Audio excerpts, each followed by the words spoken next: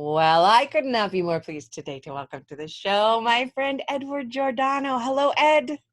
Hey, Rachel, I'm so excited to be here. It's an honor and a privilege, and I Oh, just want to stop. thank you for inviting me for episode 200. Like such a big milestone. We are celebrating episode 200 together, which feels really right because you are my assistant and also you were my friend first, and now you're my assistant. And I am calling this the Edisode. This is episode 200.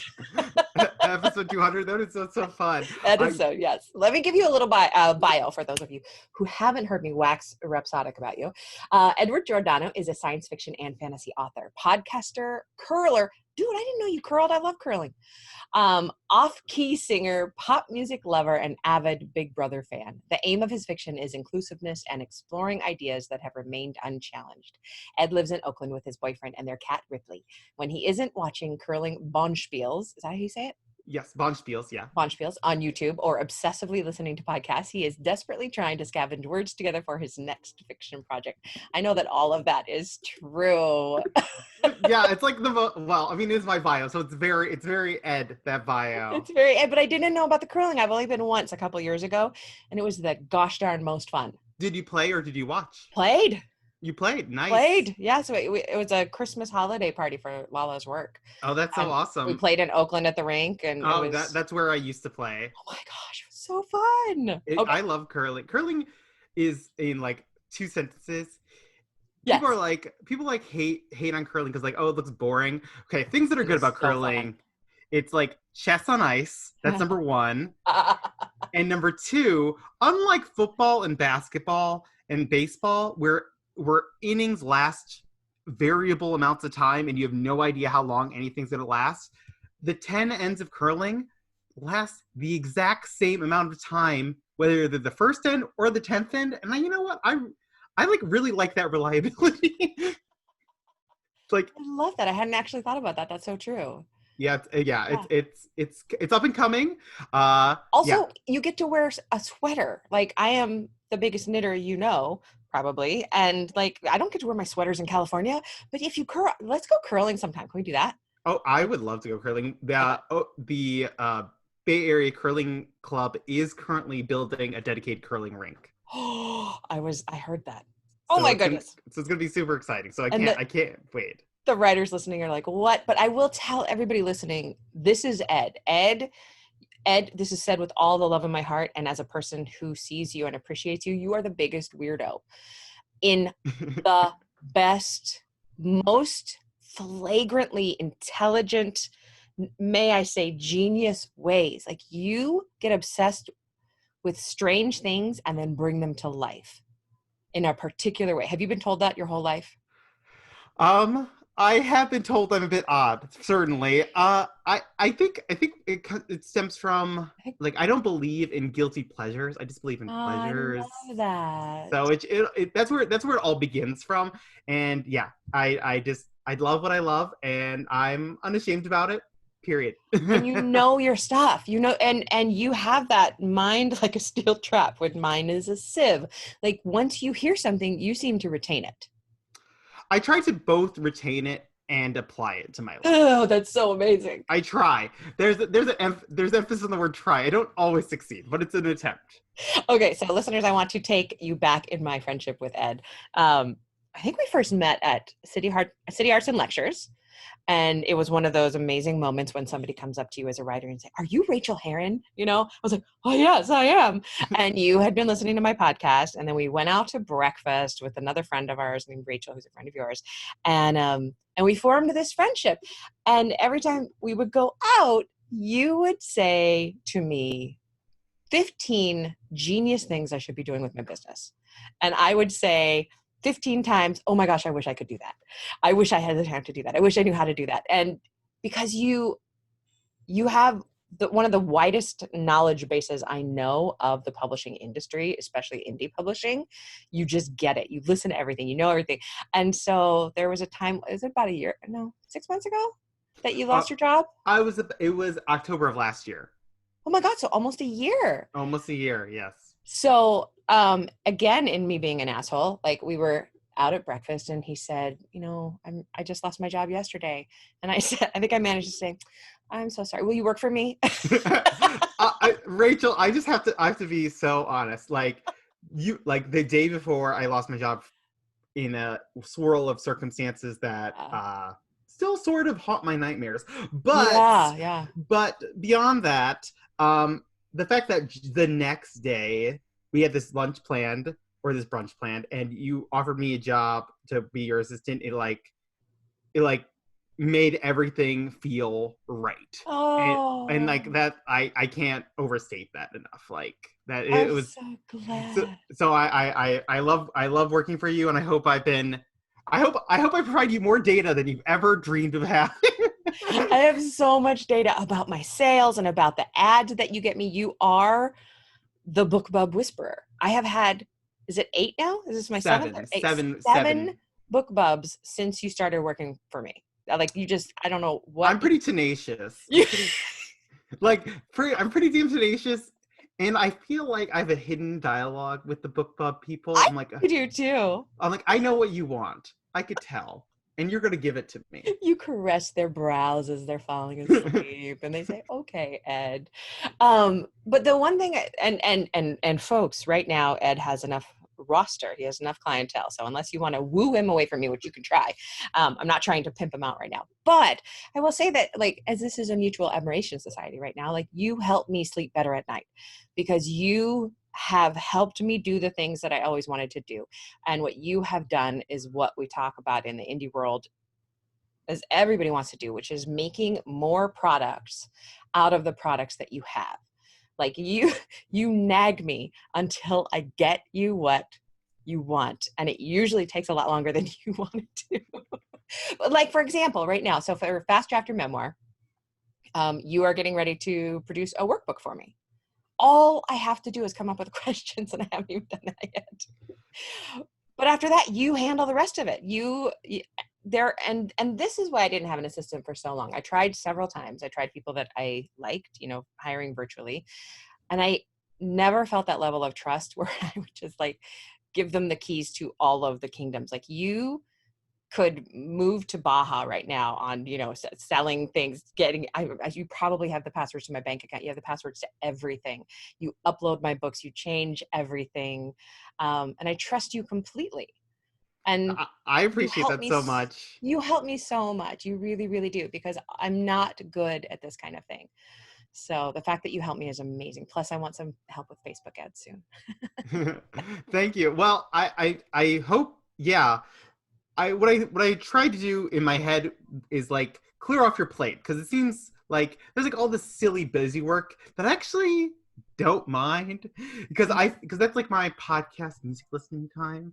Oh, really? So I actually don't mind awesome. This busy work, because it's like enter. Yeah, it's clicking and moving and dragging and updating and uploading and waiting and praying and all the sort of things. And you, so I actually don't mind it. I find that I can't be on 16 hours a day mentally. I actually very much require, like, I call it cultural absorption time. Oh, I love that. Which is like it's like a rebranding of binging. or just like oh, I'm not listening to this album or watching an entire season of TV this weekend. I'm culturally absorbing right now. Which is so important to us as writers and artists. Like, no lie. It is one of those things.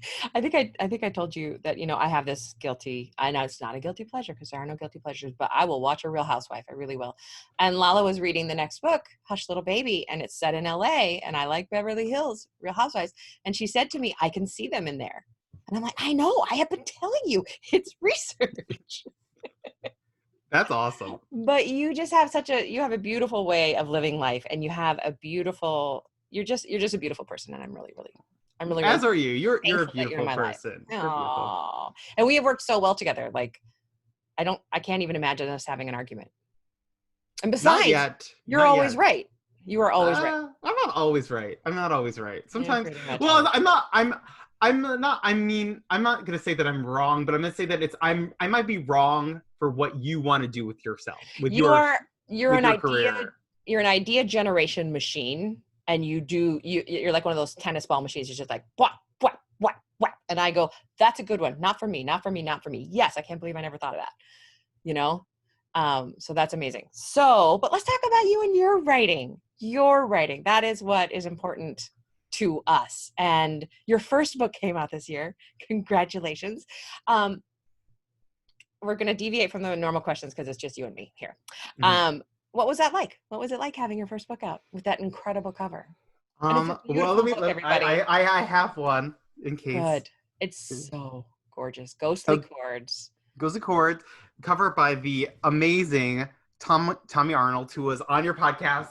That was a great episode. Yeah, I was like, I insisted that he had to come on. It's like his podcast, like what you realize in that episode, what people do with painting and with drawing is what writers do with writing. And same. And I just wanted to bring that to light. What was that like? Well, it was, first off, it was super amazing. I know so many people want to write a book and don't actually put one out. So I'm glad I was able to do it. And something that didn't quite, I guess in my head, I was like, oh, I have this super stupendous cover. People say that the book is good, which is great. Good. It's lovely. But novellas are damn hard to sell. Yeah. How many words is it? Was it 30? 25,000? 30,000? It's 23. Okay. 23,000. Yeah. And I don't begrudge me with that length, because I find, okay, funny story. I tried to write 2 short stories this year, and they both ended up being one a novelette and one a novella. I'm like the novella length is like such a perfect television episode length of story. Yeah. And I feel like all my years of television viewing has internalized that absolutely that like length of thing, manuscript. And I just need to start accepting that I need to be a bit like releasing a novella at $2.99. Yes, the big publishers are doing it. I'm looking at Tor, I'm looking at DAW, the big publishers can pull that off, and they could sometimes work, but even they run into the situation where they have to start bundling novellas together to make it work. So it's like a beautiful length, and one of the most successful novellas of all time is A Christmas, the one where Scrooge is introduced all the ghosts. A Christmas Story. I can't write.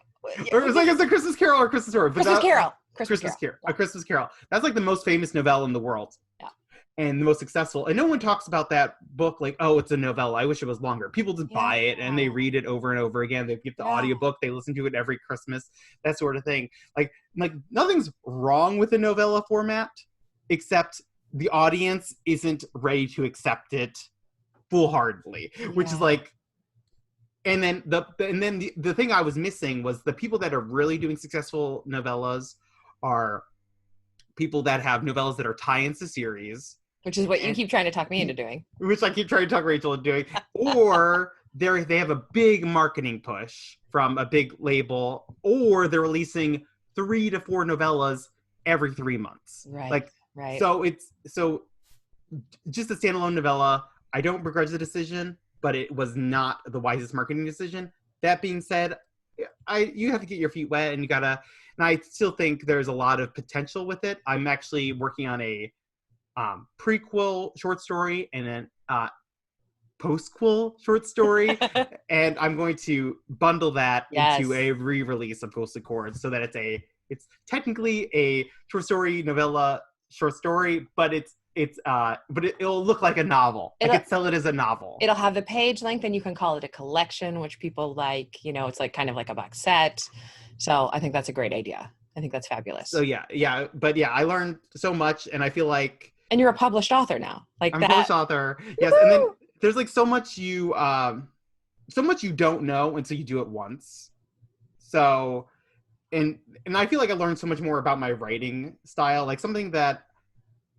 I thought I was like, oh, I'm an outline writer. Like that's my strength. But then what I discovered in this most recent version, and of course this is probably bound to change, but in my current version, I find my setup is I start with, I just like write my idea out and like try to sketch out some major plot points and some characters that I'm interested in, and then I try to as quickly as possible to find the theme of the story. A lot of writers don't do that until revision, and it's so helpful if you do it ahead of time. Yeah, yes, and then by the time I'm done with my brainstorming, I have the beginning and I have the end of the story, and I know the theme, and then I let everything that entered that story make sure it's a spoke on the wheel of that theme, connecting back to the center. And the people who have read the two stories where I was like, I knew the theme before I even started writing, or basically like barely after a page, then I was like, oh, then people have been saying like, oh, like nothing feels like out of left field, because it's still dealing with the core message of the story. I kind of think of, and not to trivialize it, but I kind of think of theme as like the Instagram filter of our books. Like it is the way, it's the view, it's the lens with which we view everything that happens inside the book. And can you tell us what a theme of yours is?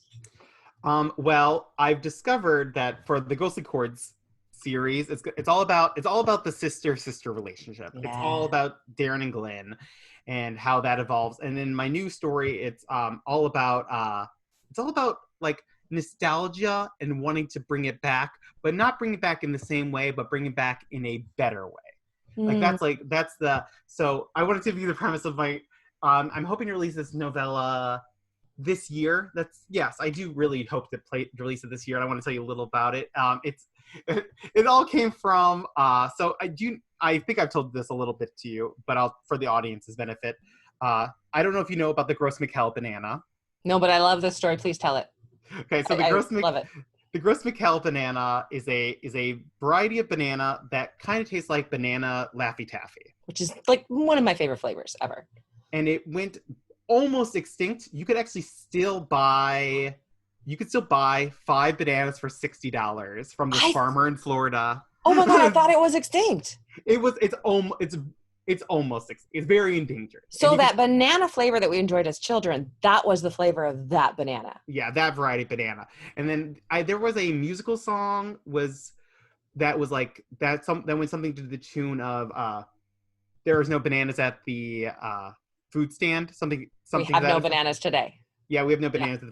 And then that's in reference to the Gross Mikkel sweet and meaty, maybe meaty is the right word, sweet and meaty banana that's gone extinct or almost virtually extinct. Yeah. So then I was like, okay, how do I use this and this is something that Tommy Arnold talks about on his podcast, Black, White, Gray, is using real life scenarios and what he actually means by taking a photo and using that to figure out how light works. But I took that to mean like, oh, you use real life scenarios, and how would that apply to a different scenario? Mm-hmm. So there was the musical about the bananas. In my story, the plums have gone extinct due to an event, and I have like documentaries about the missing plums, like real crime documentaries about plums dying, and it all hinges around the main character trying to bring plums back, and the memory that her grandmother told her of what plums tasted like. And then she finally gets hold of a plum and is disappointed, and she's like, I could recreate this exactly as is, but I should recreate it as the memory I felt when I was told about it would be like. So then, yeah, it's super fun. It's a globe-trotting story and takes place in like 4 or 5 countries. I was like, okay, it was my way of traveling in COVID-19. And it's a story, not a novel. Like this feels like it would lend itself to longer. Oh, it could. Yeah, it could be longer, but it's a novella, and I think it packs a punch when it's all done and edited. I think it'll pack a punch. Have you ever had one of those bananas from Florida? No, I've not. The closest I've had, the closest I was tempted. I was tempted by I was like, $60 for 5 bananas. Like, $12 a banana. $12 a banana. That's okay. I mean, they are endangered. Okay, so now what is your process when it comes to writing? When do you get your writing done? Because I know you have more clients than just me now. So like, how difficult is it to get that work done? This is the weak part in my story. I tend to write on Tuesdays and Thursdays, which is not great. So I write with my other friend Rachel on Tuesday nights, and I write with you on Thursdays. Yeah. And for some reason, I did write more pre-COVID, but since the pandemic, I've been just like, I don't know. I just don't want to do it. Like It's hard. I always find a reason not to. I'm like, oh, this is happening, or that's happening, or I didn't drink enough water today. You know, I didn't exercise today. Not that's different than most other days during the pandemic. So where do I want to go with my normal questions? What is your favorite part of writing? What is the part that brings you the most joy? My favorite part of writing is probably just the excitement I get when I could figure out a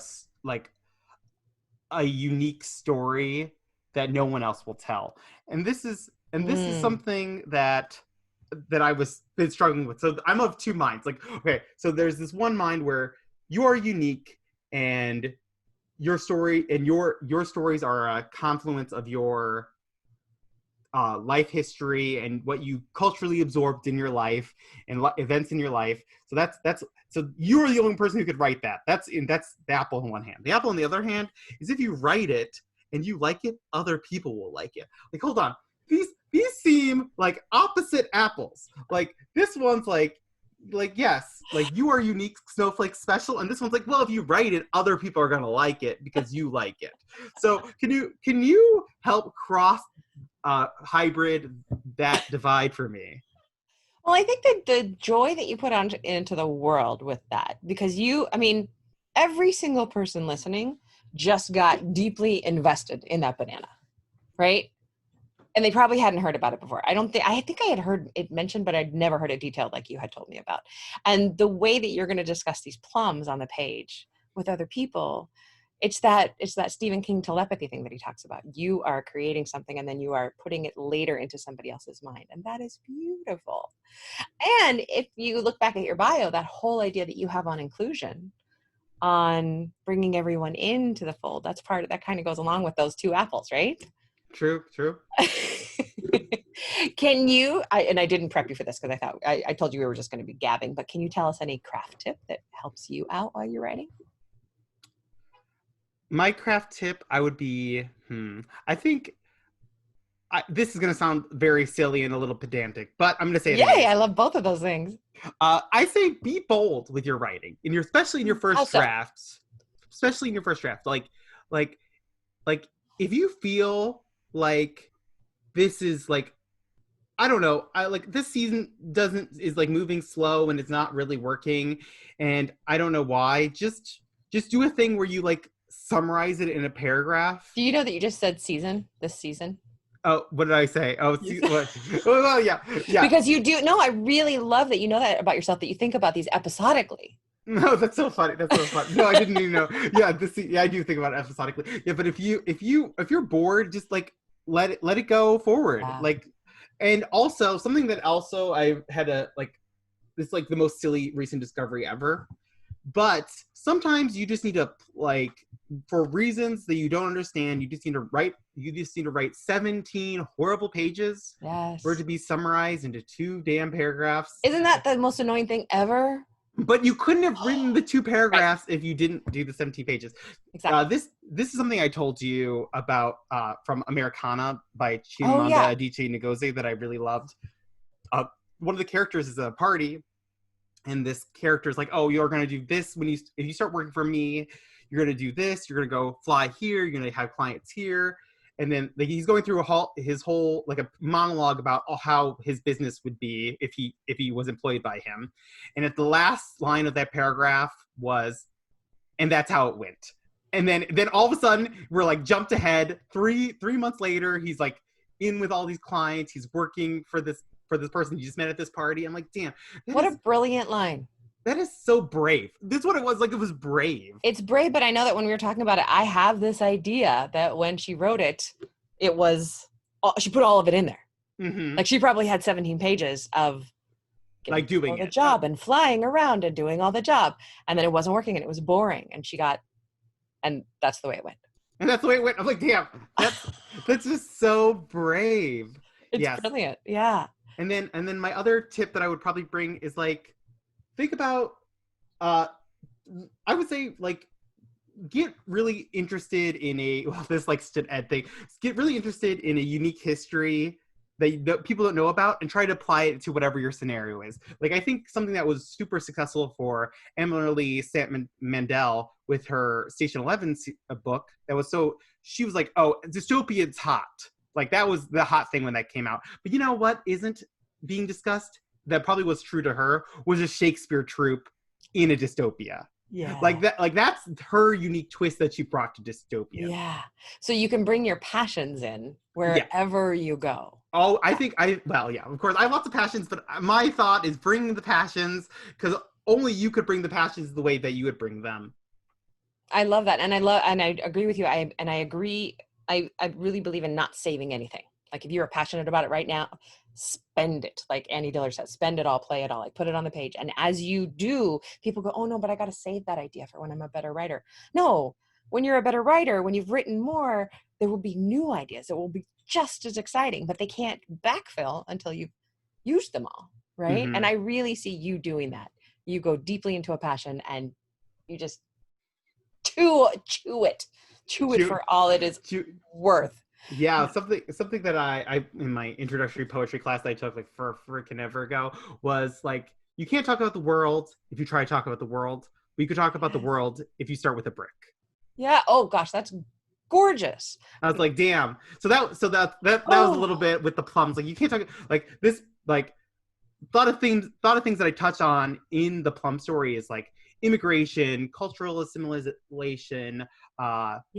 Privacy concerns. And if you tried to write about those things, you would just fail. You just fail so fast. But if you start with the brick or the plum or whatever it is to you, you could talk about the world. The universal is inside the specific. That's what I always say. Like, the more specific you go with something, which is so counterintuitive, the more everyone will understand it by looking at that brick. That is so beautiful. Thank you for sharing that. What thing in your life affects your writing in a surprising way? Well, this is something I told you before, but I'm going to say it again. And it's super quick. It's Big Brother. And tell me about this. I really tried. It's fine. You don't need to like the show at all. But the lesson that I learned from Big Brother as a storyteller is there's 3 episodes a week, and the entire 2 episodes before the 3rd episode is just place setting. It's everyone like is lining up at the table and putting their fork down, their knife down, and what's beautiful about that as a storyteller is that you see the entire table as a viewer, and you know exactly what's going to happen at the decision point. So there's in Big Brother there's a competition, and the winner of the competition gets to nominate people for eviction, and you know as the audience who exactly they're going to go after about 5 days before the competition even happens. So it's all just place setting. So what I take for that as a writer is I think you should always let the reader in before a big or maybe even a small decision point or conflict point. That's probably the word I was looking for. Big conflict point. You should let them know exactly the ramifications of that move, like well in advance, so that when it happens, they're like, oh, that means that. But then, you get the that means that formula. But then, something's always going to go a little wrong with it. So it's like you're getting 2 stories packed in the same thing, because you set the time to let people know what would happen if this action happened, and then the action happens, and then it doesn't go exactly that way. So you're getting 2 for the price of 1. And it's exactly what we want to do in writing. We want to telegraph subtly to the reader. So I always think that readers don't know what we are doing as writers. They don't know that we are setting them up which is what our job is. And I bet you're an anomalous watcher of these shows. Like most watchers of these shows are just thinking like, oh, I bet I know what's going to happen. And then they're surprised. But you are really going into it from a story basis, which I love, and using that. You know, it's the same thing. Like if we're writing about a character who has got to learn to trust in a book, that's her character arc. In that very first hook scene, it needs to be something about trust. The reader will never get it. The reader will never notice, but you just made a promise to them that something is going to be fulfilled later, but you're going to do it sideways. You're going to do it slant. Yeah, something's always going to go wrong. Yeah. If things are going too right, then that's a position for either replanning the conflict or summarization to like move on. Yeah. Move on to the actual things that are going to be interesting in the story. I'm so glad that you said Big Brother. That's so cool. Yeah, it's a problem. I don't know. I will say that my boyfriend Chris is very excited that I told him the season is half over, and he's like, thank God. So does he watch with you at all? Begrudgingly, at best. At best. At absolute best. That's amazing. I love that. Can you tell us the best book you read recently? Something that I read recently that I love, and I'm going to give you like something that was a little older and something recent. Just because I think the little older one was just like what was so eye-opening to me as a writer. That was 3 Parts Dead by Max Gladstone. Okay, I think I told you a little bit about this book before, but for the audience, 3 Parts Dead, it's about witches and gargoyles and vampires, okay? And they're set in a futuristic steampunk Boston. Site spoiler, you're not supposed to know it's future Boston, but it really doesn't affect the story. And they all pray to this god, and this god dies, and the god leaves a little bit of energy left over, and that god had outstanding prayer contracts with the gargoyles, the witches, and the vampires. And so it's what was really great about the book is it's a book about contract law, but it's set with vampires, witches, and gargoyles. And I just want to say that was such a eye-opening experience. So I was like, oh, fantasy has to be all fantasy all the time, just a joke. Yeah. But when I read 3 Parts Dead, I was like, oh, it's fantasy, but it's about contract law. And then the next book in the series, Two Serpents Rise, is about water management. Ostensibly, it's theoretically about like a poker game set in the future Wild West, but it's also about water management. And he gets away with it, huh? His writing is good enough to get away with it. Well, I think it's great. And Chris read it and he loved it. So, and every person I recommended to said they loved it. So I just want people to think like, oh, you think you know what this genre or this subgenre is. Don't be assuming that you know what something is about. Like something that I heard on a Great Courses thing was, so women in the past were only allowed to read these like gothic ghost stories over and like that's the only thing they were like allowed officially to read. And something that some of the authors started doing was that they were hiding in accounting lessons and fiscal management and like recipes and like all these things into, and like, oh, it's just a ghost story, it doesn't matter. But they were actually learning. They were like learning because it was the only type of books they were allowed to like read and be approved. And since Mid would never touch it, they were these authors kept inserting all these like life lessons into these ghost story books. That's fascinating. And then there was this I know I'm going to get to one more book after this one, but Eileen Chang is an author that I read recently, and she is a basically a romance writer from the 1930s in Hong Kong. And she has a pretty tragic life story, but she was writing these romance books that were essentially anti-China books. But because they were romance books, she was able to get away with it for much longer. She ended up having to, once the Chinese government figured it out, she ended up having to flee to San Francisco in the 60s or 70s, where she lived until like 85. But yeah, so she wrote all these books where there were romances that were really anti-Chinese communist books, and I read a bunch of them in a row, and they were so good. That's amazing. See, listeners, you are having an Ed experience right now. You really are. These are things that I bet you did not know about. Okay, and what's the other book you want to tell us? Okay, the last book. Okay, I know you said just one, but I can't. I told you I'm a talker. Okay, the last book I want to mention is Rosewater by Tay Thompson, winner of the NOMO Award, which is an African Speculative Fiction Award. And what I love about that book is it begins with this big migration of all these sick people to I forget Rosewater, which is a fictional city in Africa, and an alien craft has landed there years ago, and once a year the alien craft opens up, and all the people who are sick who are in the vicinity get healed. So it causes this yearly pilgrimage to this, because of course, like if you had a debilitating disease and you could just go to Africa at this time of the year and you're going to get healed, you're going to do it. And then it's also about like telepaths and angels and microbial DNA. Like it awesome. Really checks all my boxes. Like I have this theory on, you don't want to, like, I find it so hard, especially in COVID-19 times, to like let media in, let stories in. But if you let, but there's certain check boxes that we internally have that if they check it, we'll let the story in. Like for some people, it just needs to be like a 1920s historical setting in England. Like that will let people in to accept the story for what the story is.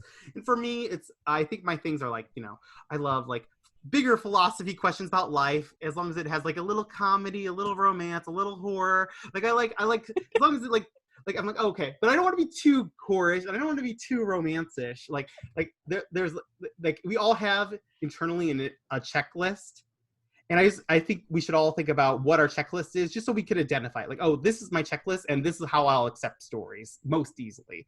Not to say you can't overwhelm, like not to say that like if you love a story that isn't in that, you can. It's just what's easy for you. What's your like go-to? And also that's really valuable for when you're thinking about your own work. That checklist of, basically I think of it as obsessions in a way. Like, what will I lose myself down rabbit holes? How can I bring that? I want those stories in that, but I also want to bring it into my stories. And that's exactly what you're talking about, is incorporating all of these different pieces and facets into the work.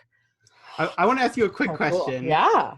Okay. So pretend right now you close that door and you are in your room with your dogs for 100 years, but only one day has gone by in real life. Lala isn't missing you that. And then you write 100 books, one a year in your chamber. What is the book that 80% of those books are? I don't want to hear about the outliers. Like I want to hear about like, what is you've written 100 books over and over and over and over again. What is 80% of those books about? The answer is so stultifyingly boring that I can't even I can almost not bear to be able to say it, but it would be, Jesus, it would be creative nonfiction about what I am doing inside that room and how it reflects on memories and hopes and things that I know scientifically. So it would be more the Patreon essays that I write. It would be being trapped in a room for 100 years. They would be boring, but I know also in my skill as a writer lies in being able to bring that to life.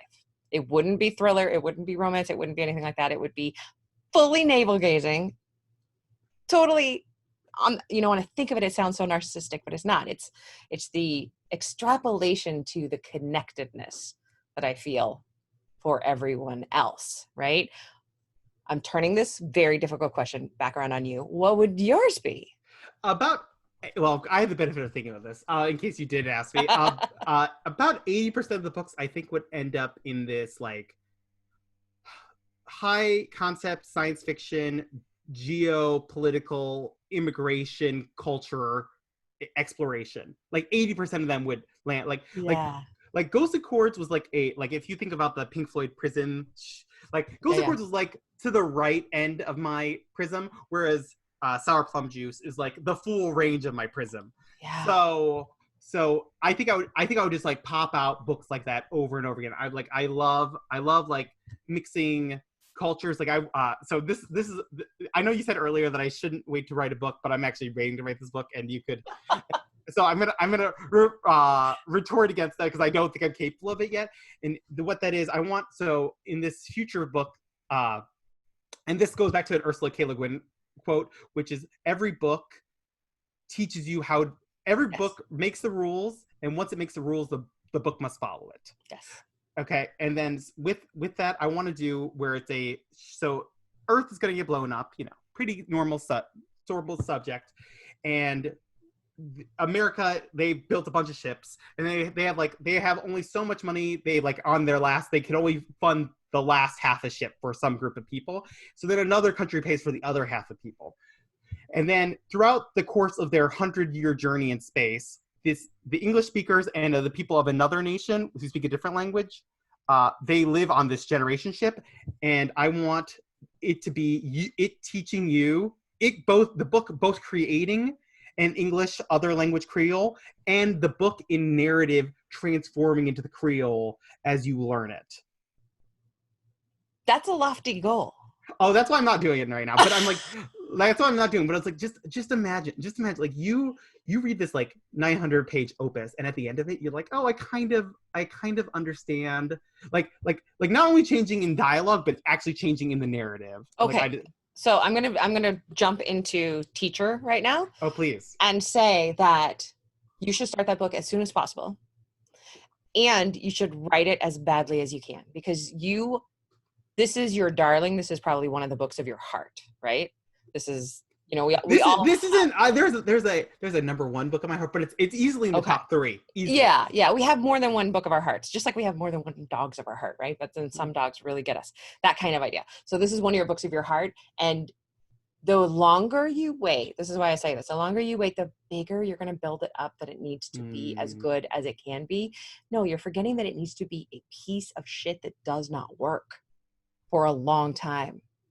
And the other thing that I really believe about books is that they teach you what they want to be. So you write a crappy first draft, but then you as a human being are smarter when you read it, because the book is now teaching you. When you read it over and you're doing that second draft, you're a smarter Ed than you could have been before you read the book. And then you start to learn from it how to make it into what you want it to be. But I don't want you to be scared of this until you're 57. That's a solid point. I actually, now that you're saying that, I think you're right. If I wrote, I still don't want to release it till I'm in my 50s. I could say that. Yeah. But having a first draft done now when I'm 32 wouldn't be bad. It would just be okay, I could come back to this later. It's gonna be marinating. I hate that phrase, but that's what it would be doing. It would be sitting, you're learning all around it. The book is learning. I want you to start on that. You want me to start? Okay. It's gonna. I'm such a nag. You're like, Rachel, I want you to do a few things too. No. I think you're actually right about that. So, yeah. Well, I've written some questions for you that I want to ask. More. Okay, but I have a time limit, and I still want you to be able to talk, because I have a top of the hour thing. I still want you to be able to talk about your podcast. Find you. So build that in. Okay. I think you'll answer this one super quick, but then once I ask it, you could. Okay. What genre or subgenre have you wanted to written in that you haven't, and why not? I don't think there is one. There isn't. Okay. I think I've done all the genres that I want to.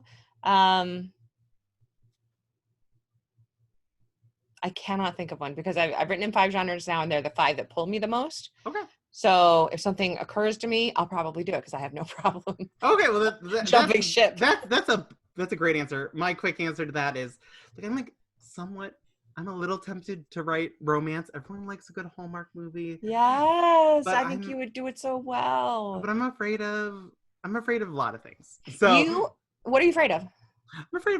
I'm afraid of the steamy scenes. I'm afraid of Then make it closed door. Make it closed door? Okay. Especially if it's a sweet kind of Hallmarky feeling. Closed door, still hot tension. But the thing is that you have, and this was reflected in Ghostly Courts, you have such a beautiful, sweet way of looking at relationships between people, and that comes out naturally in you, I think you would do a really bang up job with that. Oh. I think you could write something like that. It would be beautiful. Oh, thank you. Yes, I have like a Project Runway inspired. That's right. We talked about this. Yeah, we talked about it. It's super fun. Oh, and if I could insert, I'm the worst. I'm gonna insert one more craft tip. Okay, if you could make a list of all the character interactions in your book, and then ask and like do it in colors, like highlight them like green for this character, yellow for this character, and ask yourself which two characters haven't interacted, and like try to make a scene for them. Oh, I like that.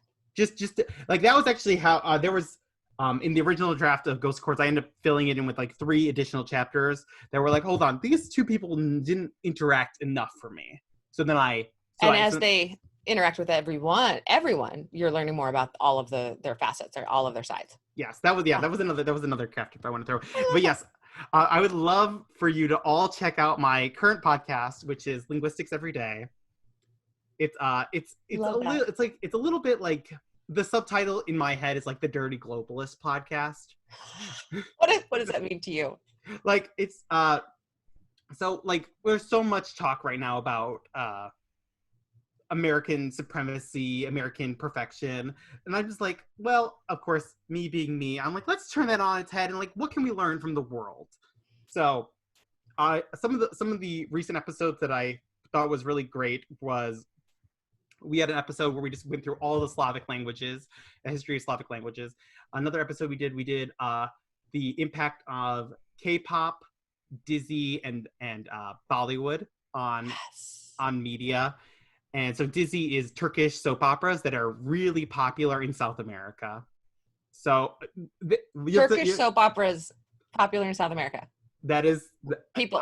We're having another Ed moment. I'm saying the things that are true, and then and it talked about how if you want to check out Linguistics Every Day, it's not going to be, I mean, it is about linguistics, but I don't want people to like, oh, it's a writing podcast. It's really about exploring language topics. Yeah, and that's so cool. So cool, Ed. We're on Audible. Oh, not Audible. No. And whatever. iTunes, Spotify, Stitcher, all the podcasters that you love. And some that you don't like, I'm sure. I get frustrated with Apple iTunes, if I'm being honest. But no, everybody does. It sucks. But I still use it. I can't. I'm. The problem is, my listen history is attached to it, and I can. It's like the iTunes cuffs are on me. I can't let it go. Like my history is too important. I'm so fickle. I've used like but I'm an Android phone person, so I try everything. Right now, Android. The Google platform is pretty good. That's good to know. Yeah. Wait, and then you could check me out at Edward Giordano on Twitter. I tweet about a lot of things. Currently, Big Brother 22. In addition, I'm also a member of YIMBY, which is Yes in My Backyard, which is a housing movement. California and America, for that matter, have a housing shortage crisis which is getting worse this year. Yeah, which is getting way. Yeah, every year it gets worse, and people and cities like of course when they're asked, oh, should more houses and more apartments buildings be asked, the answer I like to think that most people respond the answer is yes to that question. But when they're like, oh, but we want to do it across the street from you, the answer suddenly becomes no. Right. So it's like yes in my backyard. And then I'm very what else is going on? You could go to my website, edwardgiordano.net. That's EDWARDGIORDANO.net, and you could sign up for my mailing list and read like my thoughts on the craft that are silly. I'm not even on your mailing list. I need to go join that. You should join my mailing list. And I like post like things I learned. It's like this blog series that I've started where I just like talk about, I'm in the middle of writing things I learned writing 2 short stories that didn't end up being short stories. Just like observations on my writing, and just trying to hopefully both learn from myself and hopefully some other people get some stuff out of it.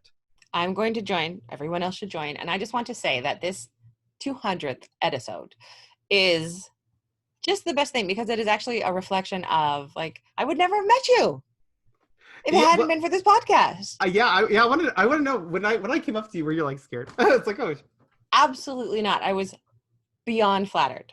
And I was glad that my wife was there. So I'm like, see. That's so funny. That's so funny. That's so great. That's so great that it was such a random encounter.